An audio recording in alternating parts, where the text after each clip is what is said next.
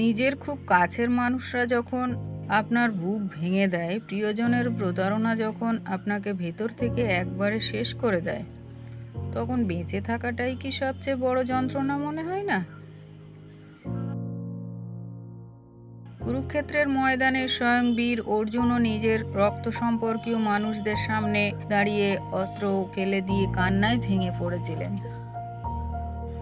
আজ 18 দিনে গীতার 18 অধ্যায় সিরিজের প্রথম দিনে আমরা জানব, জীবন যখন সম্পূর্ণ অন্ধকার মনে হয়, তখন গীতার প্রথম অধ্যায়ে অর্জুন বিষাদ যোগে কিভাবে আপনাকে আলো দেখাতে পারে। হরে কৃষ্ণ।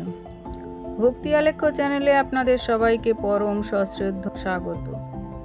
শ্রীমদ্ ভগবদ গীতা কোনো নির্দিষ্ট ধর্মের বই নয়, এটি হলো মানব জীবনের কঠিনতম সমস্যা সমাধানের মহাগ্রন্থ।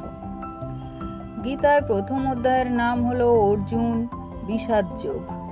শব্দটির অর্থ হলো চরম কষ্ট, দুঃখ বা বিষণ্ণতা।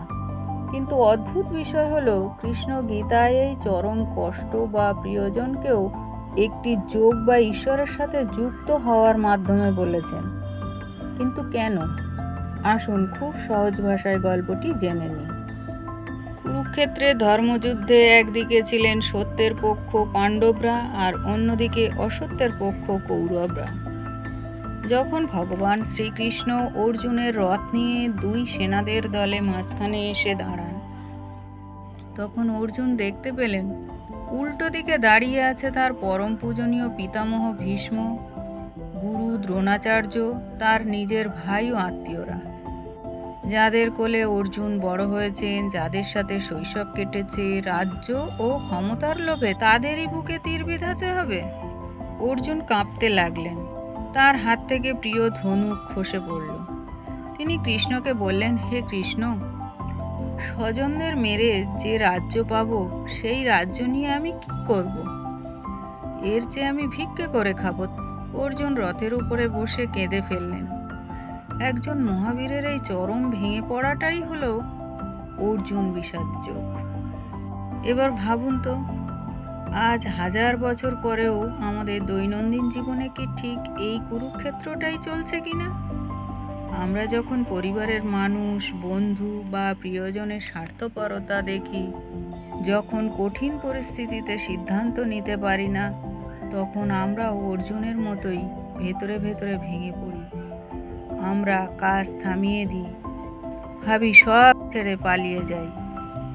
কিন্তু গীতার প্রথম অধ্যায় আমাদের শেখায়, মানসিক কষ্ট ও বিষাদ হলো জীবনের একটি বড় টার্নিং পয়েন্ট।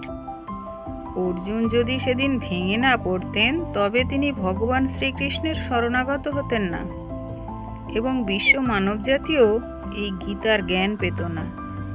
তাই আপনার জীবনেও যখন চরম দুঃখ বা প্রতারণা আসবে, বুঝবেন ঈশ্বর আপনাকে সাধারণ মানুষ থেকে মহান কিছু বানানোর জন্য প্রস্তুত করছেন। দুঃখের এই পদক্ষেপ হলো ঈশ্বরের দিকে এগিয়ে যাওয়ার প্রথম পদক্ষেপ।